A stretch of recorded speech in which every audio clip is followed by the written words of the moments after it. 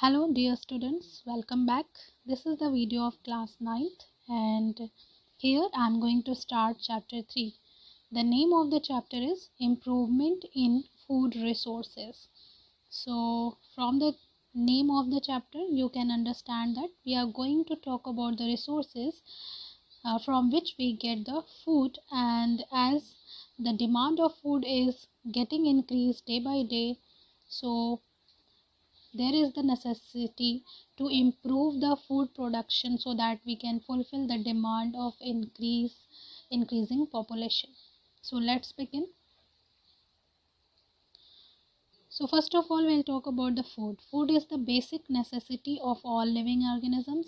जैसा कि आप जानते हैं कि फूड के बिना कोई भी लिविंग ऑर्गेनिज्म जो है वो सर्वाइव नहीं कर सकता. It is the basic need of all the living organism, either they are plants or animals or human beings. Food is essential for growth and development. You know that all the living organisms need food for growth and development because food provides nutrients like carbohydrate, fat, protein, vitamin and mineral. All these nutrients provide energy and help the body to perform all the life functions. Now, from where do we get the food? Can you guess? Yes, we get the food from plants and animals. So, plants and animals are the major source of food for human beings. Now, therefore, agriculture and animal husbandry become the two important methods of food production. Because we get the food from plants and animals, so the practicing of growing plants for the food, it is called agriculture, and taking care of animals and getting the food product, that is called animal husbandry. So the plants and animals are the basic sources of the food for the human beings, and here thus the agriculture and animal husbandry are the two important methods for the food production. Okay, now increase in population. Because of the increase in population, it creates need to produce enormous amount of food grain per year. Because of the increase in population, there is more and more demand of the food. So to fulfill the more and more increasing demand of the food, we need to grow more plants, we need to pet more animals so that we can fulfill the demand of the food of increasing population. For this, there is need of large amount of cultivable land which is becoming scarce as a result of population. If you want to grow more and more plants, so you need more cultivable land. Okay, you need more cultivable land. But because of the increasing population, the land is becoming scarce. Okay, because of the population pressure. ज़्यादा से ज़्यादा plants grow करने के लिए, crops grow करने के लिए हमें क्या चाहिए? ज़्यादा कल्टीवेबल लैंड चाहिए. लेकिन क्योंकि पॉपुलेशन बढ़ रही है और पॉपुलेशन के बढ़ने से ज़मीन को हम घर बनाने, रोड बनाने एंड बाकी अदर चीज़ों में, हॉस्पिटल, स्कूल्स बनाने में हम लैंड को यूज़ कर रहे हैं, तो हम लैंड को इंक्रीज़ नहीं कर सकते हैं for the growing of the crops.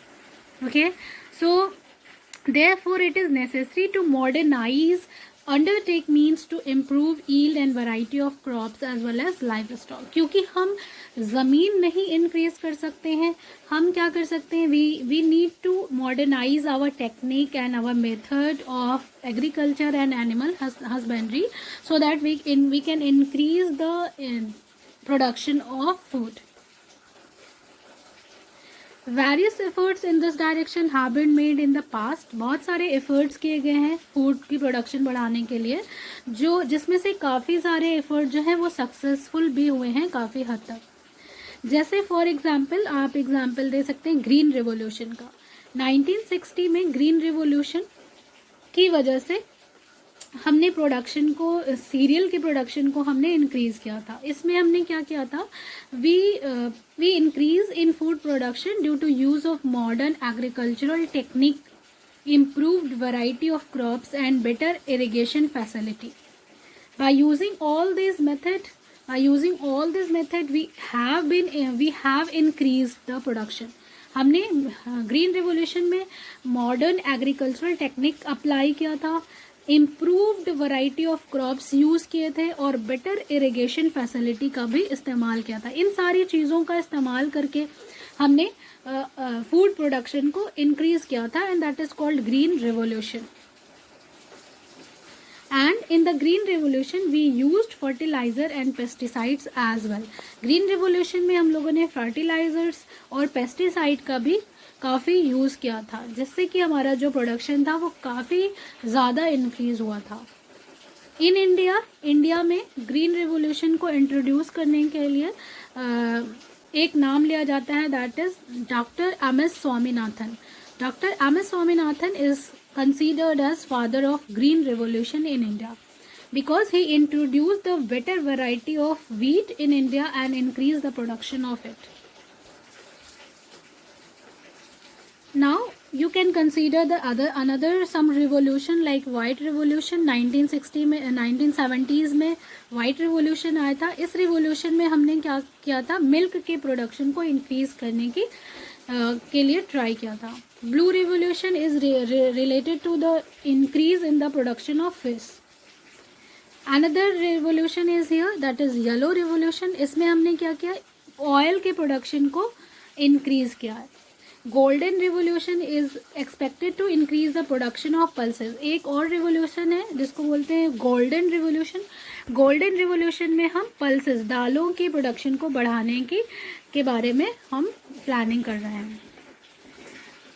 However, even though these revolutions led to increase in food production, they also caused depletion of soil, water, health of human animals due to intensive use of chemical fertilizer and pesticide. इन सारे revolution में जो हम लोगों ने fertiliser and pesticide use किया, उससे increase तो हुआ, फूड प्रोडक्शन इंक्रीज तो हुआ, लेकिन फर्टिलाइज़र एंड पेस्टिसाइड के साइड इफ़ेक्ट्स भी हमको देखने को मिले।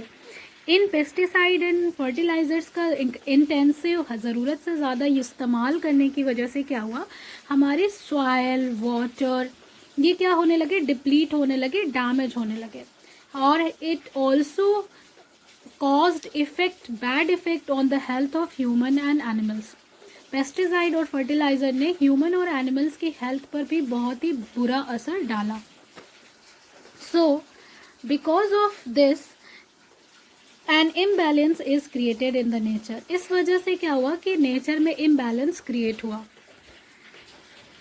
So therefore it is important to adopt practice of sustainable agriculture. Agriculture में जो हम पेस्टिसाइड एंड फर्टिलाइज़र यूज़ करते हैं उसका हमें साइड इफ़ेक्ट देखने को मिलता है, और जिसकी वजह से एक नेचर में इम्बैलेंस क्रिएट होता है। सो ये ज़रूरी है कि इस इम्बैलेंस को ख़त्म करने के लिए ज़रूरी है कि हम सस्टेनेबल एग्रीकल्चर को प्रैक्टिस करें। सस्टेनेबल एग्रीकल्चर क्या होता है? It is the practice of cultivating land using methods that yield sufficient crop without harming natural resources. हम इस तरीके से कल्टीवेशन करें, हम वो सारे मेथड्स कल्टीवेशन में यूज़ करें जिससे हमें सफिशिएंट यील्ड तो मिले, प्रोडक्शन तो मिले, साथ ही साथ हमारे नेचर को भी कोई हार्म ना पहुँचे। ठीक है, agriculture without causing harm to our nature, इसको बोलते हैं सस्टेनेबल एग्रीकल्चर। हम खेतों में फूड तो प्रोड्यूस कर लेंगे, लेकिन वो फूड सारे पॉपुलेशन को, सारे लोगों को, ईच एंड एवरी पर्सन तक, लास्ट पर्सन तक ये फूड अवेलेबल भी हो, इस बात का भी ध्यान रखने की ज़रूरत है। This requires people to have purchasing power to access food resources.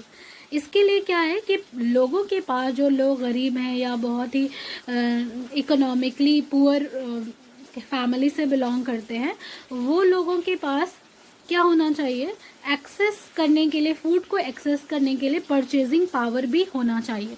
ठीक है, ताकि वो चीज़ों को खरीद सके, which in turn requires the need to create employment. Purchasing power का मतलब उनके पास पैसे होने चाहिए, तभी वो फूड को एक्सेस कर पाएंगे, खरीद पाएंगे। तो पैसों के लिए क्या ज़रूरी है? एम्प्लॉयमेंट, ठीक है, रोज़गार ज़रूरी है। जब वो कमाएंगे, रोज़गार उनके पास होगा, तभी तो वो पैसे उनके पास आएंगे, तो वो पैसों से फूड खरीद पाएंगे। फूड प्रोड्यूस करने का भी क्या फ़ायदा अगर उसको आम लोग, गरीब लोग उस तक नहीं पहुंच सकता है, ठीक है। तो इसके लिए एम्प्लॉयमेंट की ज़रूरत है। अब ये जो एम्प्लॉयमेंट है, उस एम्प्लॉयमेंट क्यों ज़रूरी? क्योंकि उससे रोज़गार से लोगों को पैसे मिलते हैं और फिर पैसे से वो लोग अपनी नेसेसिटीज़ को फुलफ़िल करते हैं। तो अगर हम फार्मिंग करते हैं, उसमें हम mixed farming, intercropping, integrated farming, ये सारे प्रैक्टिसेस अगर अप्लाई करते हैं, या कंबाइनिंग क्रॉप प्रोडक्शन करते हैं, किसके साथ कंबाइन करते हैं? Livestock, poultry, fishery and beekeeping के साथ। तो ये जो है वो हमारे लिए रोज़गार भी देगा और एज वेल एज हम फूड भी प्रोड्यूस कर सकते हैं अगर हम सस्टेनेबल एग्रीकल्चर करते हैं। और दोनों एनिमल हस्बेंड्री और एग्रीकल्चर को अगर हम कंबाइन करते हैं तो इससे हमारा प्रोडक्शन भी इंक्रीज होगा, प्लस हम एम्प्लॉयमेंट भी क्रिएट कर सकते हैं। Now we will talk about the crop production, okay. क्योंकि हम एग्रीकल्चर और एनिमल हस्बेंड्री से फूड ऑब्टेन करते हैं, तो हम यहाँ पर इस चैप्टर के फर्स्ट पार्ट में क्रॉप प्रोडक्शन के बारे में पढ़ेंगे, ठीक है। तो क्रॉप क्या होती है? क्रॉप वो प्लांट्स होते हैं, same kind of plants that we grow in field to get the yield, ठीक है। खेतों में जो हम पौधे लगाते हैं, ठीक है, उन्हीं पौधों को हम क्या बोलते हैं? क्रॉप बोलते हैं, जिससे हमें अलग अलग टाइप के प्रोडक्ट्स ऑब्टेन होते हैं।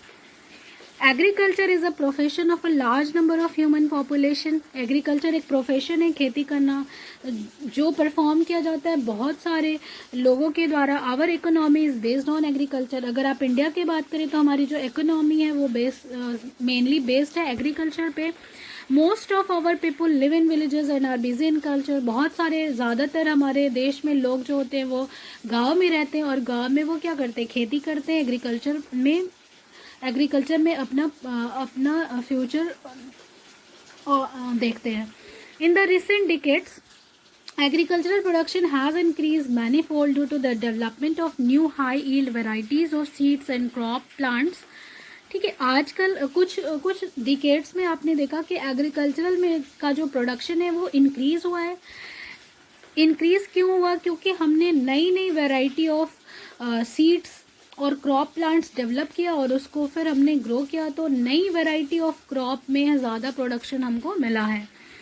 Food grain production has increased 4 times from 1960 to 2004 with just 25% increase in cultivable level area. Food production हमने 4 गुना 4 times बढ़ाया है 1960 to 2004 के बीच में। और जो कल्टिवेबल लैंड है उसको सिर्फ हमने 25% ही इंक्रीज़ किया था। सिर्फ 25% कल्टिवेबल लैंड इंक्रीज़ करके ही हमने 4 गुना अपना फूड का, ग्रेन का प्रोडक्शन बढ़ा लिया, because of the introduction of good and better variety of crop and seeds. Now we will talk about the types of crops on the basis of utility. On the basis of utilization of plants and their products, the crops are classified into various categories. What are these categories? Let's see. The first one is cereals. Cereals, जिसको हम अनाज भी बोलते हैं, ये starchy edible grain होते हैं, जैसे कि वीट, राइस, मेज, मिलेट्स, बार्ली। इन्हीं को हम क्या बोलते हैं? सीरियल्स, ठीक है। इनके अंदर क्या प्रेजेंट होता है? स्टार्च प्रेजेंट होता है, और स्टार्च आप जानते हैं कार्बोहाइड्रेट होता है। So the cereals are the rich source of carbohydrates. जो हम गेहूं खाते हैं, चावल खाते हैं, गेहूं, चावल, बाजरा, मक्का, इन सब में क्या होता है? कार्बोहाइड्रेट होता है। So they give carbohydrate. Now the second category is pulses, जिसको हम दाल बोलते हैं। The seeds of leguminous plants are called pulses. Leguminous plants के जो सीड्स होते हैं उनको हम दाल बोलते हैं। Like this you can see, बहुत सारे टाइप्स की दालें होती हैं, जैसे कि gram, pea, black gram, green gram, pigeon pea and lentil.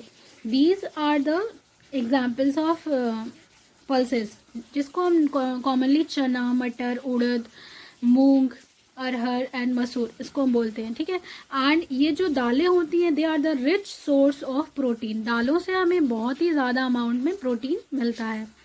Next is oil seed. Oil seed वो सीड्स हैं जो फैटी एसिड, जिनके अंदर फैटी एसिड पाया जाता है, और ये फैटी एसिड हमें ऑयल प्रोवाइड करता है. बहुत सारे प्लांट्स हैं जिनके सीड से हमें ऑयल मिलता है, जैसे castor seed, groundnut, jatropha seed, कलौजी, mustard seed, safflower seed, sesame white, sesame brown, soyabean seed, sunflower seed. These are the seeds of various plants which give us oil. And these seeds are rich in fats and oils. Next type of crops are fruits and vegetables. This is very common. You know that this category of crops include various fruits and vegetables like banana, mango, apple, orange, pear, grapes, cabbage, cauliflower, peas, capsicum, potato and onion. Fruits and vegetables contain vitamin and minerals, in addition to a small amount of protein, fat and carbohydrate. Fruit and vegetables में बहुत ही ज़्यादा amount में vitamins और minerals होते हैं, और इसमें कुछ अमाउंट में, स्मॉल अमाउंट में प्रोटीन, फैट और कार्बोहाइड्रेट भी मिलता है. अदर क्रॉप्स में आप इंक्लूड कर सकते हैं tea, coffee, sugarcane and tobacco. ये सारे क्रॉप्स भी हम ग्रो करते हैं. चाय की पत्ती के लिए, कॉफ़ी के लिए, शुगर केन से आप जानते हैं चीनी बनाई जाती है, टोबैको, तंबाकू, इन सारे प्रोडक्ट्स के भी क्रॉप्स हम उगाते हैं. स्पाइसेस मीन्स मसाला, जो हम मसाला अपने खानों में फ्लेवर के लिए इस्तेमाल करते हैं, to enhance our flavour, and they are rich in vitamins and minerals. इन स्पाइसेस में विटामिन्स एंड मिनरल्स पाए जाते हैं. These example of these spices are chilli, pepper, turmeric, coriander and so on. बहुत सारे मसाले होते हैं हम अपने खानों में इस्तेमाल करते हैं to enhance our flavour and taste. Fodder crops भी होती हैं. फॉडर क्रॉप्स वो क्रॉप्स होती हैं जिनको हम उगाते हैं अपने लाइव स्टॉक के लिए, ठीक है. जो हम जानवर पालते हैं, जो वेजिटेरियन जानवर होते हैं, हर्बीवोर्स एनिमल्स होते हैं जो सिर्फ प्लांट्स खाते हैं, तो उन हर्बीवोर एनिमल्स को जो हम पालते हैं उनको हम लाइव स्टॉक बोलते हैं. तो इन लाइव स्टॉक के लिए भी हम पेड़ पौधे उगाते हैं, क्रॉप्स उगाते हैं, जैसे कि ओट है, सूडान ग्रास है, बरसीम है, रगी है, सॉर्गम को ज्वार भी बोलते हैं, ठीक है. तो ये फॉडर क्रॉप्स भी होती हैं जिनको हम अपने पेट एनिमल्स के लिए, हर्बीवोर एनिमल्स के लिए ग्रो करवाते हैं. Now will talk about the types of crops based on the season. Season के हिसाब से क्रॉप्स कितने टाइप की होती हैं इंडिया में, ठीक है. तो इंडिया में सीजन के हिसाब से 2 मेन क्रॉप्स होती हैं, ठीक है. For the growth and development, every crop has its own requirement for temperature, for example temperature, photo period and climatic condition. हर एक क्रॉप की अपनी रिक्वायरमेंट होती है, उनकी अपनी रिक्वायरमेंट होती है टेम्परेचर की, फोटो पीरियड की, क्लाइमेटिक कंडीशन की, ठीक है. सारे प्लांट सारे ही क्लाइमेटिक कंडीशन में ग्रो नहीं कर सकते हैं. फोटो पीरियड का मतलब होता है time, refers to the time during which a plant is expose to sunlight, ठीक है. वो ड्यूरेशन जिसमें उनको सनलाइट मिलती है, उस ड्यूरेशन को, टाइमिंग को हम क्या बोलते हैं, फोटो पीरियड, ओके. क्योंकि सनलाइट जो है वो बहुत ही ज़्यादा ज़रूरी है for the plants to prepare their food by the process of photosynthesis. तो ये इम्पॉर्टेंट है कि किसी भी प्लांट को कितना सनलाइट मिल रहा है. So basically different plants are dependent on different seasons for their growth and development. तो अलग अलग टाइप के क्रॉप्स अलग अलग सीजन पे डिपेंड होते हैं अपनी complete and perfect growth and development के लिए. Therefore, on the basis of different seasons, the crops are grouped into various categories. तो seasons के अकॉर्डिंग वो उनकी डेवलपमेंट एंड ग्रोथ सीजन पे डिपेंड करती है. तो सीजन के according different kind of crops होते हैं. कुछ यहाँ पे दिए हुए मेनली इंडिया में 2 क्रॉप्स होती हैं. एक होती है खरीफ क्रॉप. ये क्रॉप जो होते हैं वो उन्हें हम रेनी सीजन में ग्रो करवाते हैं. रेनी सीजन इंडिया में होता है जून से लेकर जून से जुलाई तक होता है. जून जुलाई में होता है. तो जून जुलाई के मंथ में हम इनको रेनी सीजन में ग्रो करवाते हैं, और अक्टूबर के सीज़न में हम इसको क्या कर लेते हैं, हार्वेस्ट कर लेते हैं. So its life span is from June to October, okay. Example में आप देख सकते हैं soybean, paddy, pigeon pea, maize, cotton, kharif, green gram, black gram or the example of kharif crops. Rabi crops are the second kind of seasonal crop found in India. The crops grown in winter season is called rabi crop. इसको हम नवंबर के महीने में grow करते हैं और अप्रैल के महीने में इसको हार्वेस्ट कर लेते हैं. तो ऐसी क्रॉप जिनको हम नवंबर में विंटर सीजन में ग्रो करें और अप्रैल के मंथ में हार्वेस्ट करें, ऐसी क्रॉप्स को हम रबी क्रॉप्स बोलेंगे. For example wheat, gram, mustard, peas and linseed are the some example of rabi crops. Kharif और रबी क्रॉप के बीच में कुछ मंथ्स बच जाते हैं, ठीक है, जो समर सीजन के मंथ होते हैं, जैसे फ्रॉम अप्रैल टू जून. तो इसमें हम कुछ शॉर्ट पीरियड के, शॉर्ट ड्यूरेशन के प्लांट्स को ग्रो करते हैं, उनको हम बोलते हैं जायद क्रॉप, जैसे कि watermelon, muskmelon, cucumber are some examples of zaid crops. Now we will differentiate between the Kharif and Rabi crops. So Kharif crops are the crops which are grown in rainy season. Rabi crops are the crops which are grown in cold and dry condition, means during in winter. The month of Kharif crop is June to July. Sowing of Kharif crop is done in June to July. The sowing month of Rabi crop is October to November. We grow the Rabi crop in the month of October to November. Its harvesting is done in September to October, and Rabi crop harvesting is done in March to April. You can write the example of Kharif crop: rice, maize, cotton, soyabean, black gram and groundnut. Rabi crops example you can give wheat, barley, mustard, linseed and pea. So this is the basic difference between Kharif crop and Rabi crop. It is important to remember. So that's all for this video. In the next video we'll talk about the upcoming topic of this chapter. Thank you. Have a nice day.